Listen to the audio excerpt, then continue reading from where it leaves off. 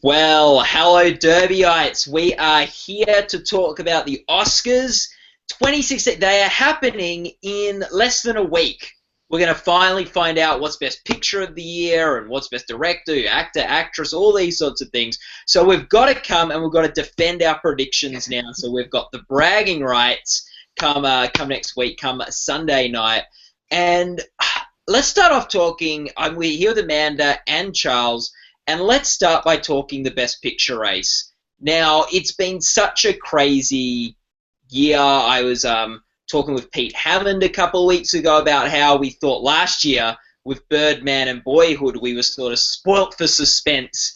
And this year we've sort of had a three, maybe even four-horse race with The Revenant, Spotlight, Mad Max, and The Big Short all contending.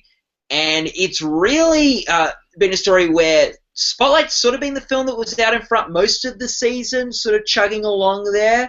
It had a bit of a blow at the Golden Globes when it got beaten by Revenant, and then missed out on an Editors Guild nomination. But then it picked up with a really impressive haul at the Oscars for the Oscar nominations, won the Screen Actors Guild Ensemble, looked back on track, but then, along at the DGA and BAFTA comes The Revenant.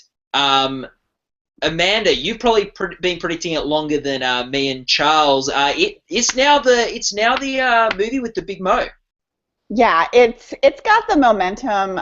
Once nominations came out, and it really overperformed, and I was very generous, and I think I had it in like 10 categories and only missed one. I had it in screenplay, and it didn't get that one. But yeah, I think it's the winner, especially when the DGA did something they've never done before. And when you think of the people who've won this category and have been nominated back to back, I think it's very telling because it has won awards when we haven't been predicting it. It did really well at the Globes when we were only expecting it to pick up one. Some of us were expecting two.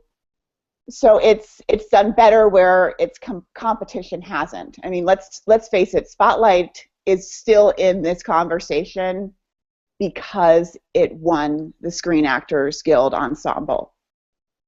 If it had lost, we wouldn't be talking about that movie anymore at all as far as Best Picture is concerned. What do you think, Charles? You know, it's so interesting and so crazy how up and down this race has been over the past couple of months. And you know, I got onto the Revenant bandwagon after DGA, so I want to take credit as being on there before most of the editors. Of course, Amanda, yes, you rule on that one, so I'm not gonna question that one. But on the rest of the people, I want to feel superior to. So that's how that's playing out. But I mean, it just feels like, yeah, it's got the right momentum right now, and the factors seem to be lining up. But there's still some outliers that suggest that it might not be the one that'll actually win. You have the fact that it doesn't have a screenplay nomination. The last film to do that actually won Best Picture without that was Titanic, and that was a film that was on a huge sweep, not just on track to win Best Picture, but, ended up winning 11 Oscars, tying the record that was held by Ben-Hur at the time. So, and also, in the history of the Screen Actors Guild Ensemble Award, there's only been one previous Best Picture winner that was not nominated in the ensemble category. That was Braveheart, the first year of the ensemble. The first year that the ensemble category was there. Do you think, Charles? Oh, I'm so sorry. That's okay. That's okay. I was just going to say, do you think that the SAG Ensemble Award really holds water when you think about how early they were? I mean, if they would have waited a week or two, it might have been able to sneak in. I'm almost willing to just let that one slide personally, given how, I mean, Sarah Silverman got a SAG nomination. That category, they've almost rendered themselves non-important. Well, the contrary to that, I would say, is that the SAG has always thrown these has had a reputation for throwing some really left-wing or out of nowhere choices. Last year Naomi Watts was nominated for Saint Vincent, the Bill Murray movie, for supporting actress. Back in, what was it, 2000, 2001, Philip Seymour Hoffman was nominated for playing a drag queen in Flawless. Out of nowhere. He wasn't in the awards conversation, but he did manage to get in there. So, I kind of take that with a grain of salt when we're thinking about, the bigger picture on some of these things. And, you only had two of the 5 ensemble nominees got in for Best Picture. And, with the actors branch being the largest branch, you'd think that might have some sort of factor into it. And I will also say, though, the past couple of years at the Oscars and pretty much every award show, we've been seeing, we've always been saying, this is the set of circumstances that allows this to happen. And, of course, it's all just, crumbled. Those things have been crumbling. Last year with Birdman winning Best Picture without an editing nomination, that's things like that. So I think I do think Revenant is out front, but there's still those outliers, and we'll see if they're proven wrong for the first time in decades. Amanda, are you given any pause by the fact that you haven't had, Alejandro won Best Picture and Director last year and would be making Oscar history by being the first guy to win to helm Best Picture back-to-back and Best Director back-to-back? It gives me a little pause, but I have such big problems with the other 3 movies, and I think The Revenant has the least amount of problems. So it gives me a little pause, but when you say this hasn't happened in 30 years, and this hasn't happened in 10 years, and this has never happened, I'm a little paused because it's never happened, but something that hasn't happened in 30 years, like the editing thing last year, that's more of a math statistical kind of thing where 99% of the time you need this, and then there's always going to be that one exception. And there have been exceptions in the writing. What Titanic and The Revenant have in common is they're big, epic films where, frankly, Titanic didn't deserve a screenplay nomination. This is largely a silent film. Now, I know everyone says, oh, but the artist, it's not something it jumps out of you and thinks, I need to nominate this in the screenplay category. So, yeah, it gives me a little pause, but Mad Max isn't classy enough. I don't know if Spotlight really has the overall support it needs. And I know I've said this 1,000 times, but not everyone in the Academy is rich. So if there's enough people who are just pissed off about their investments or anything after the stock market decline of 2008, that might be enough for them to put that movie in 7th or 8th place. And it won the Producers Guild, but those are people who want their films to succeed and everyone else to suffer. Every Friday night, every Friday they want to win Friday, and they want everyone else's movies to tank and be these disasters where we're writing articles going, what the heck happened? Yeah. So that's like their dream scenario. So to me, it makes sense why they would pick that film. So, Amanda, currently your predictions are you've got Spotlight in second. Do you think that? Do you think so? Why is that the most likely one to upset The Revenant?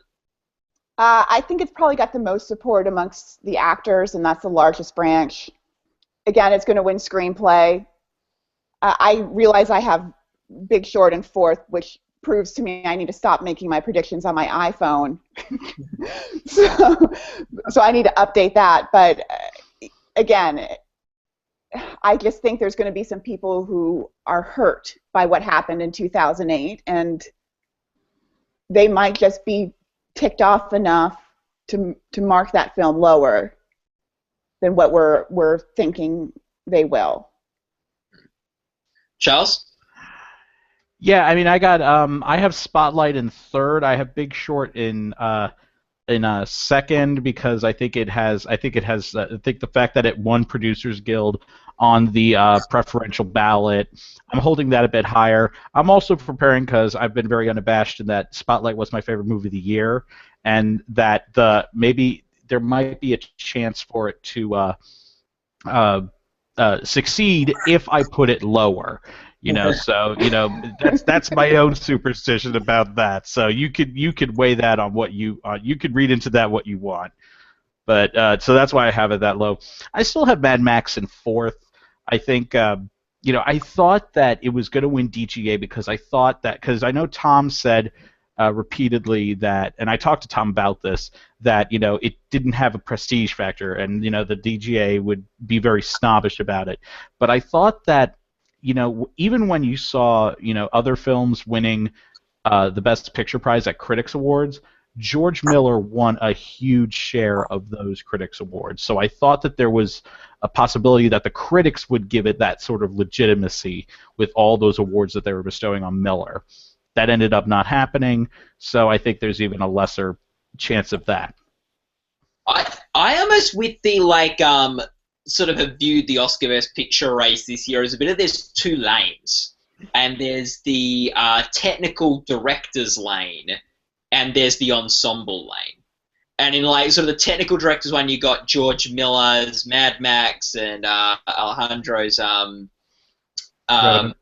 Revenant, and in the other lane you've got Spotlight and the Big Short.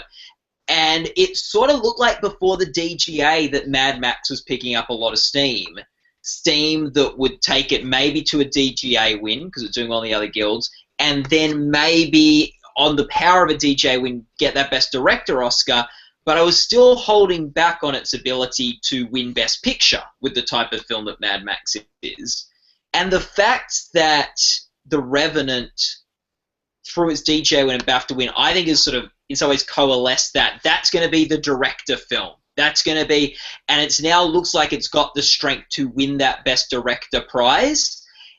I think makes it a very strong contender and something very hard for a Spotlight to beat that I think would have won if sort of there was a bit more, we're not sure if it's Mad Max or The Revenant, and then there's Big Short as well. I felt like Spotlight was very much the default winner, and now The Revenant's come up with this momentum, and people aren't taking Mad Max's Best Director chances as seriously now, and I think that really helps The Revenant a lot. What do you think, Amanda? Yeah, I never bought into the George Miller thing. First of all, I looked at some of the past winners, and frankly, he's not overdue. No one is screaming at his age he's overdue to win Best Director, or he should have won for this. And I understand it's a very interesting film, and it's very well done, and he definitely deserved to be nominated. But it is just a technical achievement.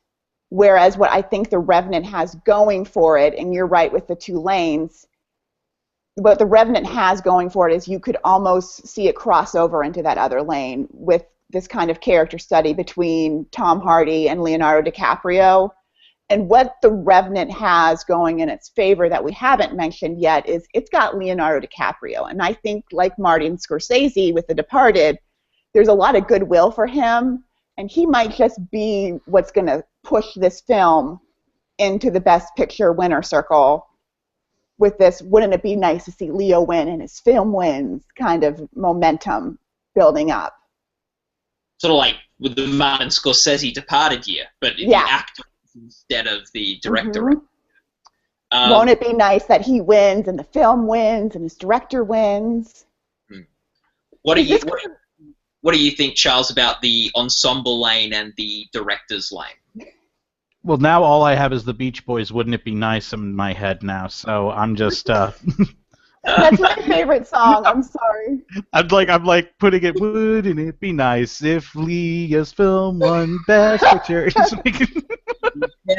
So. What rights we have to sing songs? I'm trying to get myself in for Grammys consideration next year. Good for you on that, by the way. Thank you. But I do think that I do like the way you broke that down. That there are the lanes, and each one sort of has there are two serious contenders in each one of those lanes, trying to map out that path to victory. And the interesting thing is, I think we think that Revenant is out front in front of Mad Max in that technical achievement lane. But which one would do you think is more ahead in that creative story ensemble lane? Would it be Big Short or Spotlight? I think the fact with the Revenant. Yeah, like the Revenant's got acted. Like the fact that that's not an easy question to answer, I think helps the Revenant.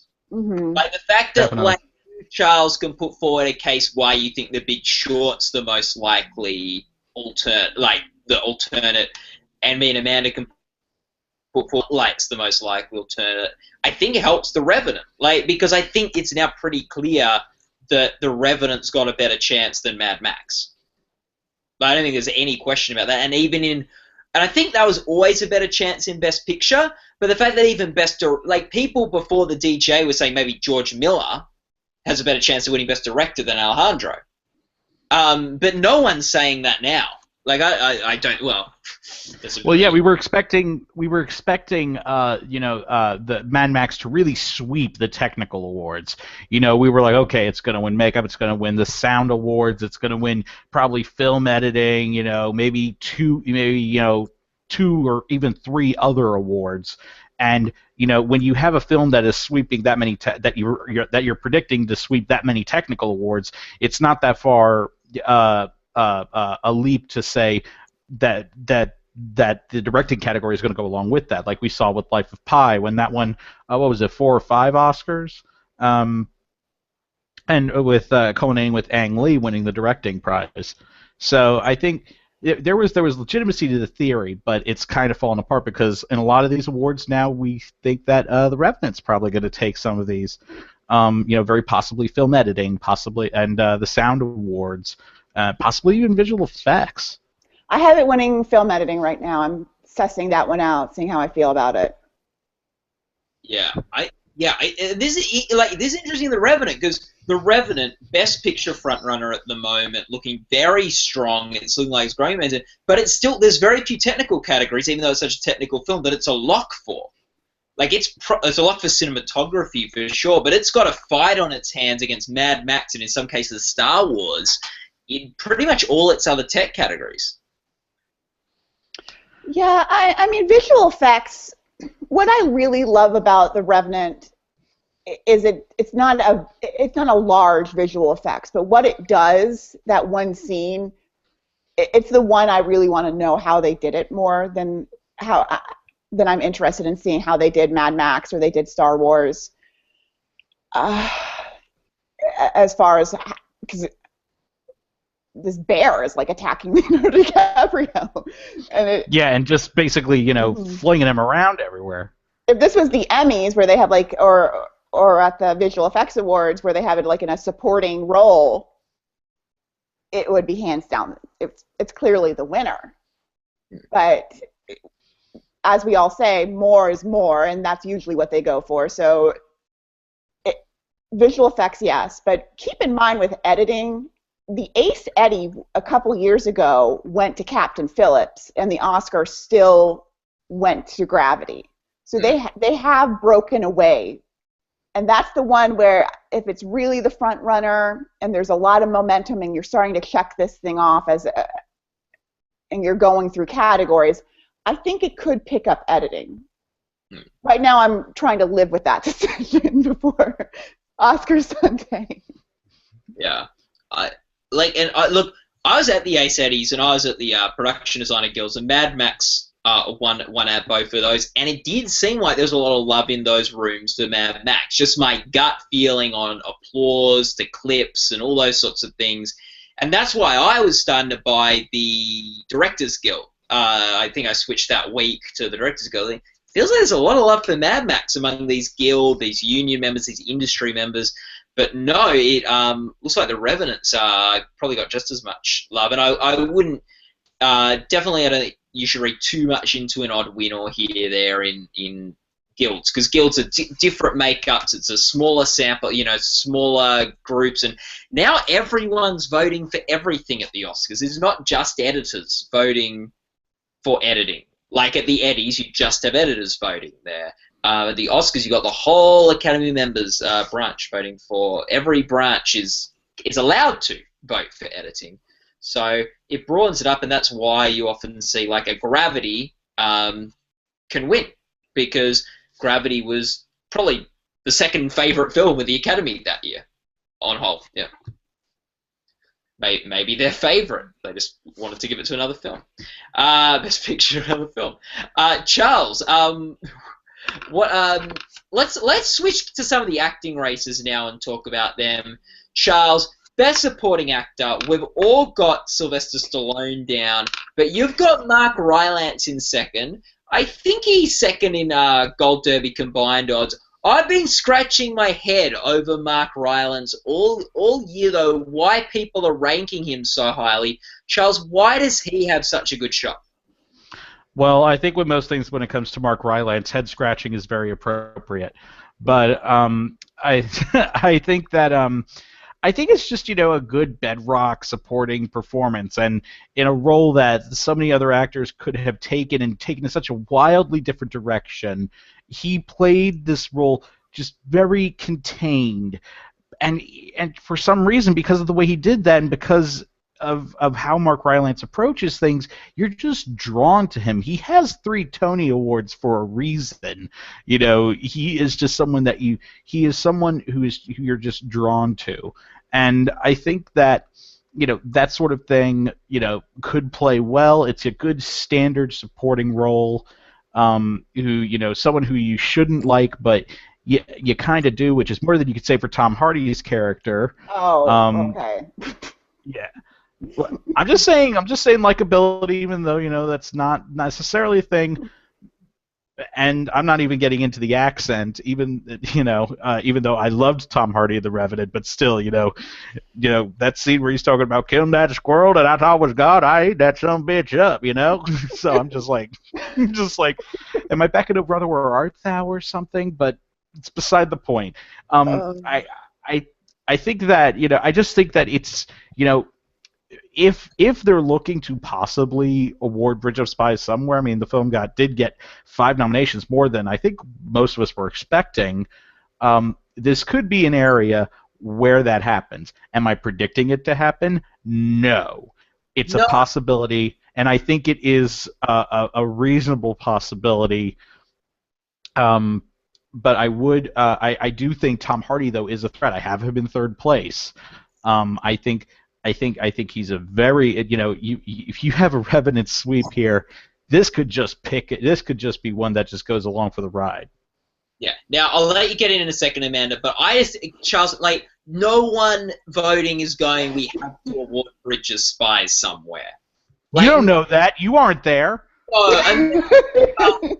There probably are a couple of Academy members that worked on Bridge of Spies that are wanting to award it somewhere. But I wouldn't be surprised if Steven Spielberg is standing behind them with a gun as they mark their ballot. Okay. He's wanting them to vote Bridge of Spies somewhere. But I'd say but we see every year there are Best Picture nominees that don't win an Oscar. The American Hustle nominations. Yes, trying to find somewhere. That was the whole Jennifer Lawrence argument. Jennifer Lawrence is going to win because they've got to award American Hustle somewhere. I'm just throwing it out there as a possibility, okay? No need to just all pile on me and everything. I know I don't like to be a victim, but I'm just. Well, Amanda, weigh in because Charles is insane. Okay, so Charles, the problem with Mark Rylance is, yes, it's a beautiful, subtle performance that someone only like him can give. But 1, he has not campaigned. 2, he didn't even show up to the BAFTAs, which, if I was his representation, I would have said, you need to get your butt back in England because this is the only award you're going to win and this is your last chance to make a case. He doesn't give this head over heels kind of, he's going to win a performance regardless of what he does. That's not happening. He needed to campaign. what you are forgetting that Tom Hardy has going in his favor is 22 nominations. He is in the top 2 nominated films of the year.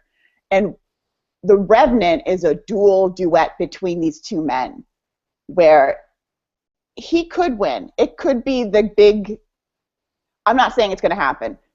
If it does happen, then I will be breathing a sigh of relief very early on because I know The Revenant's going to win Best Picture. And I finally could understand him. This was the most convincing of his American accents. Good for you.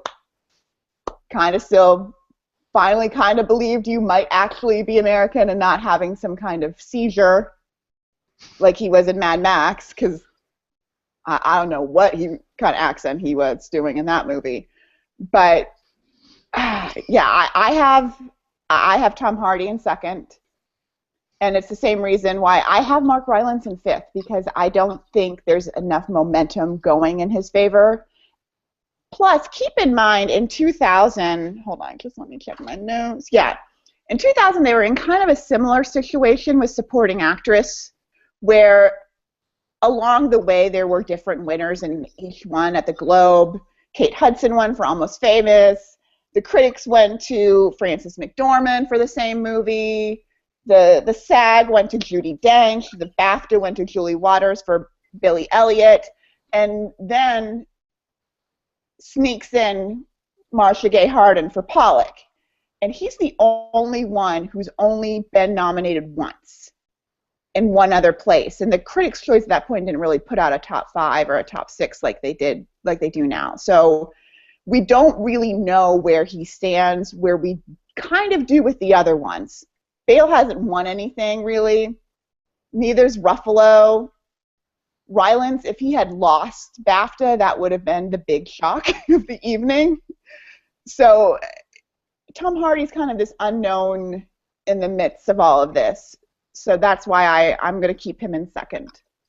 Now, Amanda, you took Rylance to town for not campaigning. Isn't that better than bad campaigning that Tom Hardy has been getting? Like, there was articles about him not being very good on the junket this year.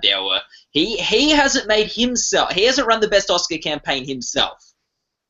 Yeah, he hasn't. But again, unlike Mark Rylance, if he's in the top 2 nominated films, you just don't know how much that is going to factor in. He's almost the only one who for sure you could 100% bet they're going to see something he's been in this year. And keep in mind, he was also in Legend, so he's given 4 performances. So voting for him isn't really just voting for one movie. It could be kind of like voting for 3. So that might be enough to kind of counteract his bad behavior. What do you think, Charles? Anything you want to come back at Amanda with? I'm convinced. Let's go. Oh, okay.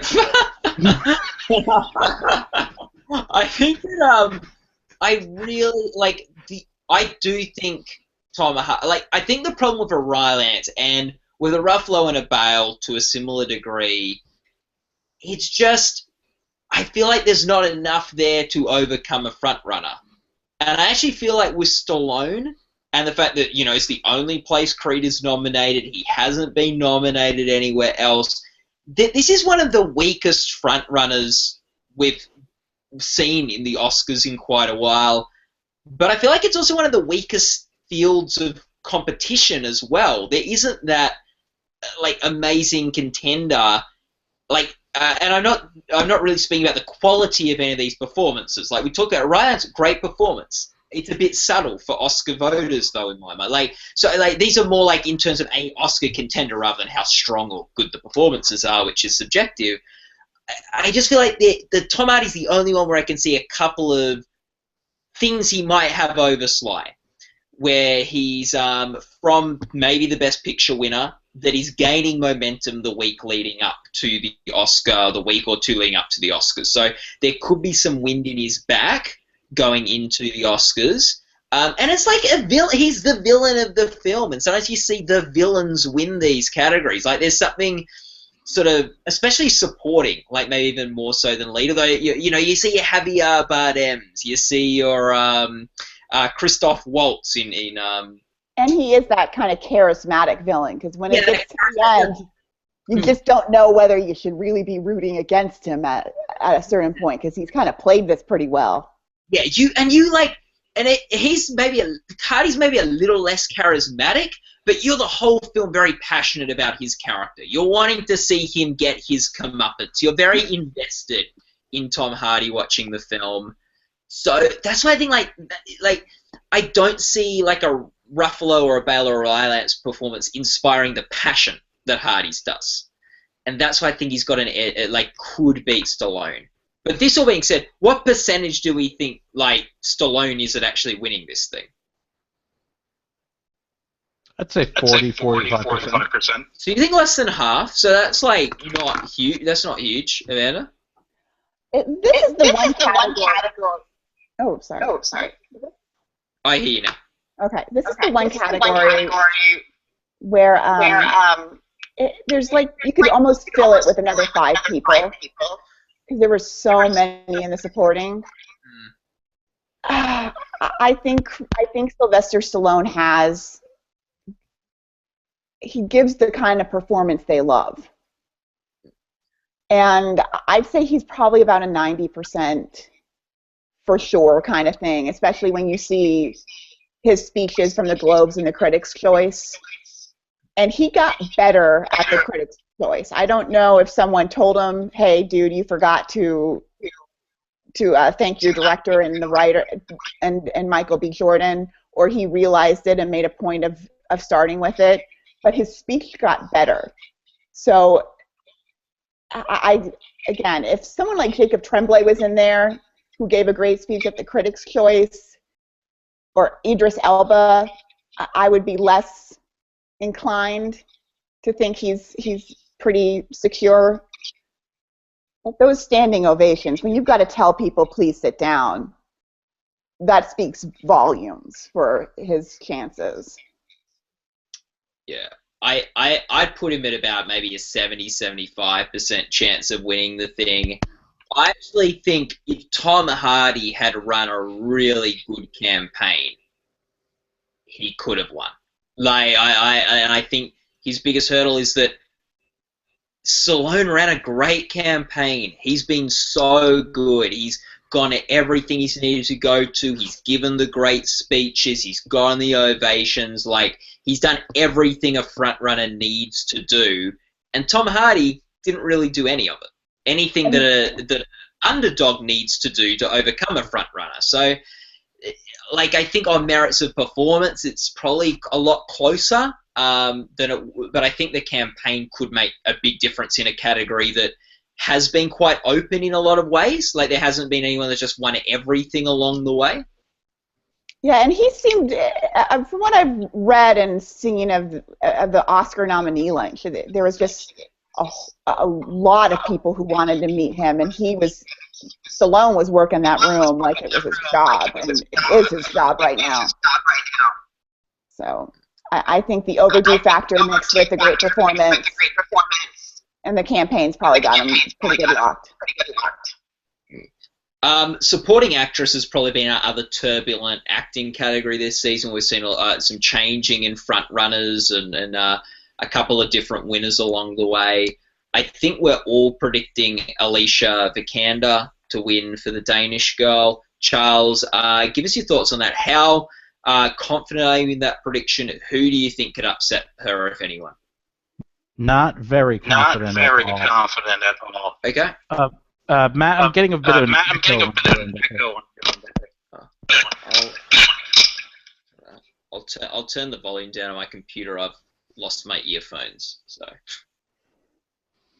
Okay. Yeah, that's a bit better. Yeah, I have the candor in there right now, and I think that it just doesn't feel like a very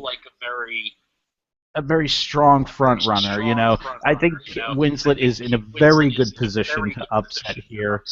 I think we've seen that the whole Rooney Mara thing has just never come to fruition. and I would actually put Rachel McAdams ahead of her. And Jennifer Jason Leigh, I think this nomination is kind of like, I heard someone on a podcast say, oh, yes, we know you exist. Here's an Oscar nomination. So I think that I'm still getting a bit of an echo. Okay, sir. Yeah. Yeah, get us. And I just think that I think that Jennifer Jason Leigh, there's not enough love for the movie in general, and I actually think that she should be nominated in this category for Anomalisa instead. But I think that that's just not going to happen. So I would probably say Winslet is the most likely spoiler, and I'm so tempted to put it in there, but Vikander just seems the right fit for this category, just in terms of who she is, even though her performance is very much a lead performance in the movie. So I'm just it's always holding me back, but I'm so tempted to do it. Amanda? Yeah, the reason I am not predicting Kate Winslet just comes back to the 2008 actor race with Mickey Rourke and Sean Penn, where Mickey Rourke only won the Globe and won BAFTA, and that's all Kate Winslet has won are international awards, Foreign Press and the British Award and the British Film Academy Awards, where Sean Penn won SAG and then won the Film Critics. So the fact that Vikander has won SAG and she won the Critics, I'm going to stick with her. And she's not completely unknown to the Academy. She was in the Royal Affair, so they're somewhat familiar with her if they watch the foreign language films, which I'm not saying they do, but she's not completely unknown. So that's my justice for staying there. I would love to pick Kate Winslet because I did like Steve Jobs, but she hasn't. If she had picked up one of the others, if she had picked up SAG or the Critics, I would, but she's only beaten Vikander when it's been Ex Machina. So that's why I'm staying with Vikander and the Danish Girl. Even though it is category fraud. You are completely right there, Charles. And I also agree with you. I have Rachel McAdams in third place. She gives a really great performance. It's not showy at all, but it is a very solid performance. And haven't bottom to Carol. And she's the real heart of the movie, the real heart of the idea of this movie, of that scene where she's with the person who founded Survivors Network of Those Abused by Priests, the SNAP group. And she says, we're going to do this story, but we're going to do it right. That's why we have to push it back. And to me, she's the real heart of the movie, and whereas Mark Ruffalo is more the nerves of the movie. I think Mark in terms Ruffalo, of how everything affects. Yeah. I think Mark Ruffalo has one scene where he basically screams at the heavens, and that's how he was able to stand out amongst the other gentlemen in that movie. But you're right about her being the heart, and you're also right about it because she's trying to protect Michael Keaton's character at a moment where it's all just kind of in the eyes, and she knows what's happened and his guilt. And don't you think if they would put Michael Keaton in the lead actor category, they probably could have scored one more acting nomination? I don't think so. I feel like they could have snuck him in. I think he could have probably bumped Redmayne or maybe Cranston out of there if they would have just put him as the lead, because he is kind of the editor of Spotlight. They might have been able to get one more acting nomination. It's interesting. I mean, it's interesting that you say that, because I remember when New York was voting and they came down with their lead actor as Michael Keaton. Everyone just went, "Wait, what?" They should have just stuck with what New York did. So yeah, I honestly, I'm very tempted, but I'm going to stick with Vikander throughout this thing. Yeah, I'm sticking with Vikander. I know Tom's made a very passionate argument for Winslet, but we've seen this kind of split before between SAG and critics and BAFTA and the Globes, and it's been very recent. So I'm going to stick with the one who has won. And again, Winslet has only. Though we What? should point out, there was another year, where this sort of split happened. You had, Christoph Waltz winning the Globe and BAFTA for Django Unchained, but then Tommy Lee Jones winning both SAG and Critics' Choice for Lincoln, and Waltz ended up taking that. Waltz ended up taking that in the end. But he I mean, it's just wasn't another nominated for example. SAG, so that was kind of, again, that's another problem, shortcoming with SAG, is Waltz was not nominated, so we don't know if he might have won SAG if he had been in that category. That was an interesting year because no one really knew what was going on again in supporting actor, but if she had beaten Vikander one time for The Danish Girl, I would predict her. I would. But she's only beaten her when it's Ex Machina, and she's playing a robot. So I'm gonna stick with Vikander. So that's my prediction. But I agree with you with Rachel McAdams in third. They don't give out a third place ribbon, but I think if they counted, they'll just give her the head of the trophy, just the head. Yeah, it's such an interesting one. Because I think it's really broken well for Vikander that Winslet's become the alternate, because she won a lead actress Oscar a couple of years ago. There's not a huge desire, I don't think, to give Kate another one for this particular role. She's great in Steve Jobs. She's fantastic in Steve Jobs. But, but it's not like a performance that I would have seen and thought, oh, this is going to win the Oscar.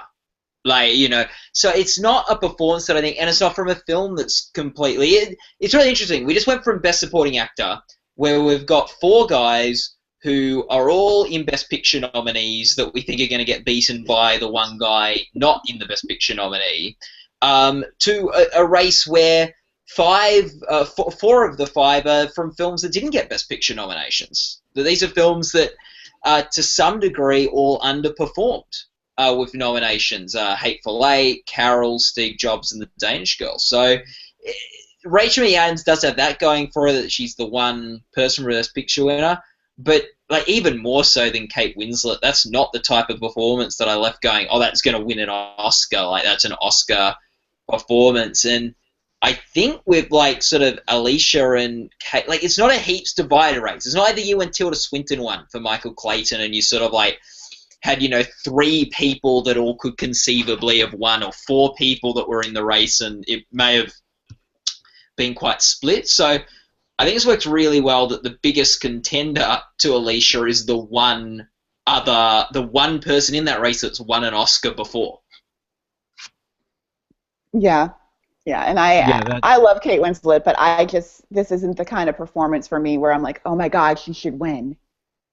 This is it. To me, I think Seth Rogen was a little better if we're looking at the supporting players in this movie. I was just about to say, I had a lot of egg on my face after the Oscar nominations came out, or really during this whole award season, because I was telling everyone after I saw Steve Jobs that Seth Rogen was going to get nominated for Best Supporting Actor. He was in my predictions at one point too. And I was saying Jeff Daniels should be nominated as well because he is excellent in it. But time makes fools of us all. Yeah, I was for giving Seth Rogen a nomination just as encouragement not to make another one of those god-awful films like The Interview again or something where if that's what it takes, let's give him a nomination. So, but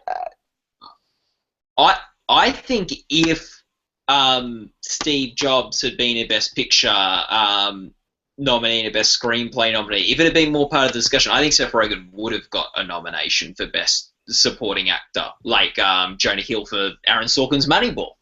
Oh, so yeah. I think that he was probably hurt mostly by Steve Jobs fading and not being on the radar as much. They released that movie completely wrong. They should have trickled it out. And frankly, I want to know who came up with the name for The Social Network, because between one of these Sorkin films, he's not picking the titles. Because Steve Jobs is just an awful title for a film. That's not helping the situation. Yeah. I was telling people yesterday that I saw Steve Jobs and they were very confused. Yeah. Are the dead rising? What? He's in Australia now. Yeah. That actually would not surprise me. Because people had no idea it was a movie that was out. So I was like, oh, and then I had to see Steve Jobs this afternoon. They're like, what? I was like, oh, it's a movie. They're like, oh, that makes sense. Like, and yeah. So I think that's was good. And it's I tried googling it as well, and it's not very a good thing to Google because like you just get all the Wikipedia pages on Steve Jobs the person and things. So it's nothing but confusion. The name of that movie. Yeah. Yeah. Anyway, that all being said, so lead actor and lead actress. We've got Leo for The Revenant, Brie Larson for The Room. Who stops him? Charles, you think Matt Damon's the most likely to stop? Okay. Do either just us being if you think either of them has a good chance of getting beaten by anyone? Because I think those races we're talking 95% plus wrapped up. If Leonardo DiCaprio doesn't win, I want to see the vote total. Like, I think we need to bring out the ballots onto the stage and start counting. Because can we make it like a whole Florida thing, where we have the Ryder truck carrying the ballots, printed out and everything, and we have someone, looking at it like this, Chris punch Rock card, can stop the Oscar ceremony. ballots. Chris Rock can stop the ceremony. Okay, clearly something has happened. One of the accountants got drunk and shredded the wrong card because I think everyone's going to be even more shocked than when Peter Dinklage had to make an acceptance speech at the last year's Emmys, where it's like, I don't really deserve to win this. Yeah, we're going to need to stop and we're going to need to count if Leonardo DiCaprio loses because, one, the internet is going to explode, so there will not be a post-show. There won't be a post-show. The internet will be broken. And I think whoever wins is going to need round-the-clock security for at least 2 to 5 years. Yeah. My prediction is if Leo loses, everyone will come out the next day and say, he's never going to win. If he couldn't win this year, he's never going to win. And my second prediction is he will then win on his next nomination. Probably. Yeah. He will win for one of those performances that's so bad it's automatically nominated. Matt Damon has to explain how he won for The Martian, and then he's going to explain why it's a comedy. And wouldn't it be interesting if Matt Damon wins? And this would be the second time he wins an Oscar and Leo is just ignored, just like what happened 19 years ago when Leo wasn't nominated, but Matt Damon still went home with an Oscar for Good Will Hunting. Yeah. And Matt Damon will finally, when he's in his next movie and he's introduced in the title, Academy Award winner. He didn't win for acting, people. He won for writing. I'm the person in the theater who likes to say that out loud, so the people sitting next to me are annoyed. But you win an Oscar, you get to put that everywhere. It doesn't matter. But it's misleading. He's not writing all these films. I mean, you can say, Academy Award winner Christine Lottie. Yeah, she's an act. She's mainly known as an actress, but she didn't win an Oscar for acting. She won it for directing a short film. I know, but what was the last movie Christine Lottie was in? Mamma Mia? Like, no one... Or Into the Woods. That's Christine Baranski. Oh, that's Christine I'm getting Baranski. Confused. It's 10:30 at night. It's 11:39 for me, honey. I'm doing just fine. Okay. I should have had a Red Bull. Sorry if that was condescending. No, I should have had a Red Bull instead of, tea, thinking that was going to keep me up. So, what other categories do we have, conflicting things about, conflicting ideas about? Do we have any that we're having a lot of emotional turmoil? I'll have a look. Song, I'm pretty sure I got Till It Happens to You from the Hunting Ground. Yep. That's mine. I'm really hoping Spectre doesn't win. Really hoping the song from Spectre doesn't win. See, I could live with Spectre. I will be drinking wine Amy Schumer style from the bottle if 50 Shades of Grey wins an Oscar, because I won't go into my feminist rant about that movie because that would take 45 minutes. But I can't deal with it. I really honestly cannot. Yeah. What do you have for that, Matt? For song? Yeah. Yeah. For song, I have, I think, the same one as you guys. I think I've got the song for the hunting ground. Okay. Are we all in agreement on score for Hateful Eight? Yeah, but I'm not comfortable with it. I keep trying to decide whether or not I want to switch to Carol, but then I'm not really comfortable with that, or if John Williams is going to sneak in there with number 50 on his nominations. Yeah. I'm on Hateful Eight at the moment, but I think it's switching to Star Wars for score. I think that might take out visual effects and score and get two Oscars. That'll keep the fanboys happy. I think Sicario's a real threat here.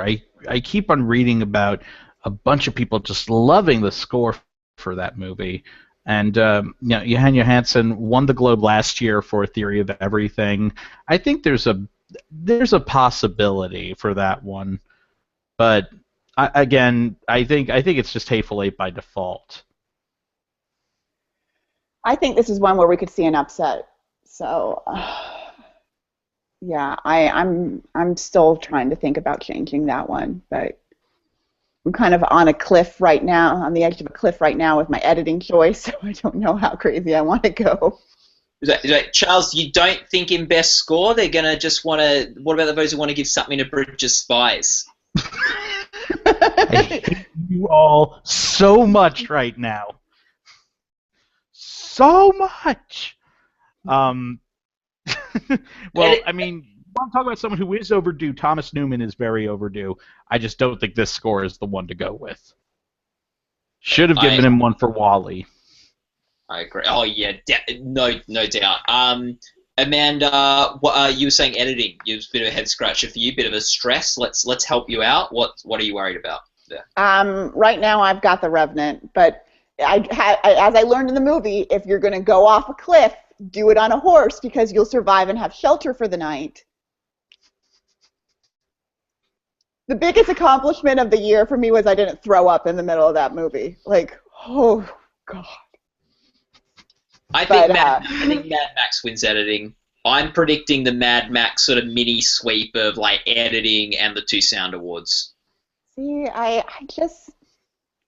don't know. I think it could win both of the sound categories and maybe visual effects, but there's something about editing. That's like a top tier award where I'm kind of concerned that a mini sweep for The Revenant could take place.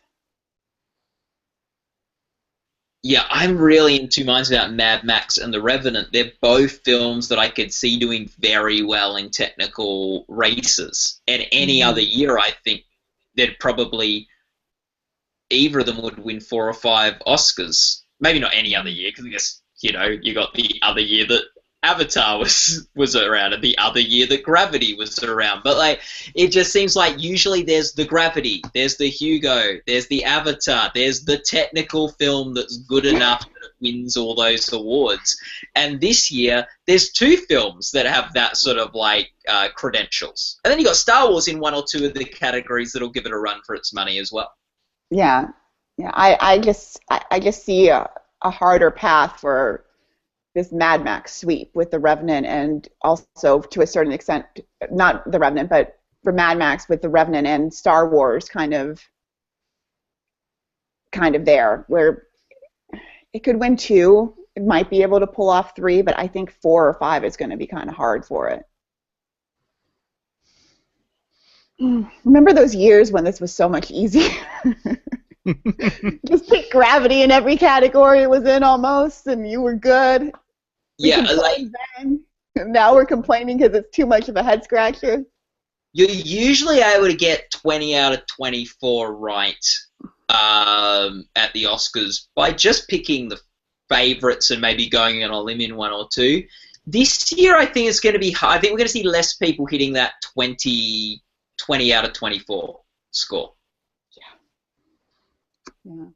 Yeah, it's gonna be insanely tough, but it's the fun of the whole thing, and of course it's also who can get those short film categories right, because those are the ones that'll usually throw people off. I got all the shorts right last year, and I still only got 19 out of 24. So I'm just trying to hit that barometer or one or two more, and I'll be happy. But Yeah. I'm probably dreaming this year. The short film categories are usually the difference between a good score or a bad score on the Oscars, because the margin, usually most people get between 22 right and 18 right, or 16 right. It's usually within that. It's not like the Emmys where some people get 80% correct and other people get 30% correct, and because it's just all over the map so much. With the Oscars, usually you got people hitting at least over 75% correct. Yeah. So it's going to be a tough year. I think averages are going to be down. I think the average score is going to be down a lot, because we've got a lot of tough technical races, and Best Picture's still not completely locked up. I would be usually I'll get all the writing and I'll get all the acting, and this is one of those years where the difference between being in the top 24 and being just another person might just be those short categories. It literally just might be the difference, because you could miss a supporting category, you could miss best picture, but you might still be able to pick up those points in the shorts. Let's end with saying what we think the best long shot is, who has a chance of winning. So if you had to put all your money on a long shot, who would you bank on? It's good tips for the people who are still wanting to make their predictions at goldderby.com, because to make those top 24 U's and things like that, it can come down to what do you put your 500-point bet on or your 200-point bet on, and you get back more points. So what is the long shot people should maybe have a bit of a think about, Charles? Well, I would probably go with one of two. Actually, I'd go with one of two categories, and they're both the short film categories. I would definitely go with in the documentary short category. You have Body Team 12 is in the lead right now.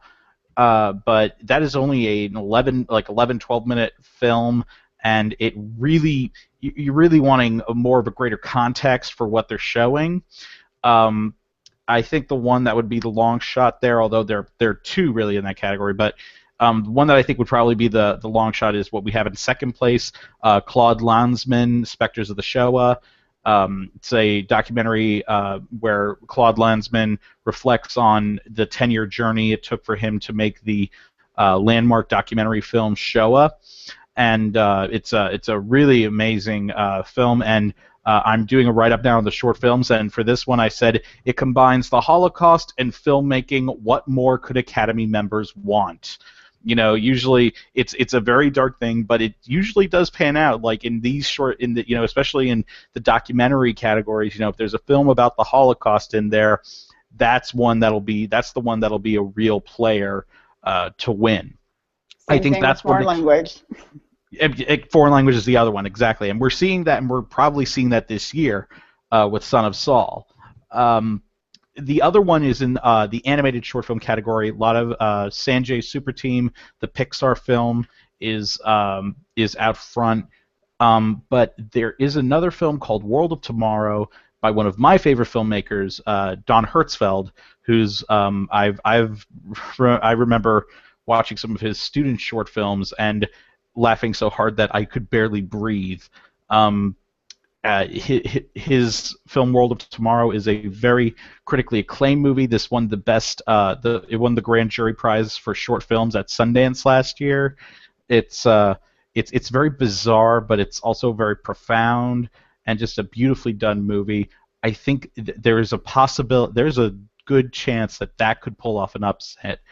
I want it to, but it's it's something to watch out for. I think I'm predicting World of Tomorrow, and that's partially. Yeah, I think I have that too. Because I think Pixar has not done well in this category for a while, from memory, and I was a bit underwhelmed. It's been 15 years. Yeah, so I was a bit underwhelmed by Sanjay's Super Team as well. I didn't think that was one of their strongest ones. However, there is some level of cultural importance that could elevate it a bit. Sort of focus on Muslim culture could help it resonate and seem like a more important film than it actually is. Well, it's actually Hindu, not Muslim. I'm so sorry. Yeah. My ignorance has come through. Well, there goes your fatwa. Yeah. So, Amanda, what long shot do you see? I really hope it doesn't happen, but I think Straight Outta Compton might win screenplay. I have it in second place because I think that the hashtag #OscarsSoWhite, they're going to think that the screenwriters are not Caucasian, and then they're going to be really surprised when a group of white people walk up there to accept that award. So that, I have it in second because God help us, but I could see them thinking, oh, you know what, we can stop this now, and then Chris Rock's going to give us an amazing rant, which I'm very much looking forward to if it happens. But yeah, I would say look out for that in screenplay, and then also I would say cinematography is a lock, but yeah, I would look for a split between costume design this year and production design. Generally, those are awarded together, but the three films that have corresponding nominations in each aren't really the best examples of films that have won both, especially with Cinderella in there. So, and I don't think, production design, I'm kind of hesitant about keeping Mad Max there because there isn't very much design to an RV. Is that an RV or a semi? I don't. Well, those semis, I'd say, yeah, there was a lot of design for them. But that's semantics. Semantics. Oh. Yeah, I don't know what car is. I know as much about cars as world religions. So we've got. I'd say maybe I'd go back to Tom Hardy as maybe the upset to maybe put money on but still I'm still putting Sly at about a 75% chance of winning. So, but that's why I'm just scrolling through all the nominees at the moment. Just, maybe. I do want to just add, though, that if Straight Outta Compton wins screenplay, I will laugh so hard. I want reaction shots galore. Oh What? God, yeah. I'm gonna just that's one thing where I'm just gonna get up and I'm like, I'm done. Did the screenwriters from Inside Out walk up on stage by mistake? I don't know. I just if that happens, it will be so awful, but also so hilarious. I don't know if you and I are good people, Charles. Hoping for a train wreck. I am definitely not a good person. I will admit that right off the bat. Oh, I mean, look, I'm a Yankees fan. Of course, I'm not a good person. Oh. Well, guys, it's been so much fun chatting Oscars. I can't wait to talk with you guys either again before the Oscars or afterwards to see how we all did. And yeah, all the best, guys. Thanks. Thank you. Thanks.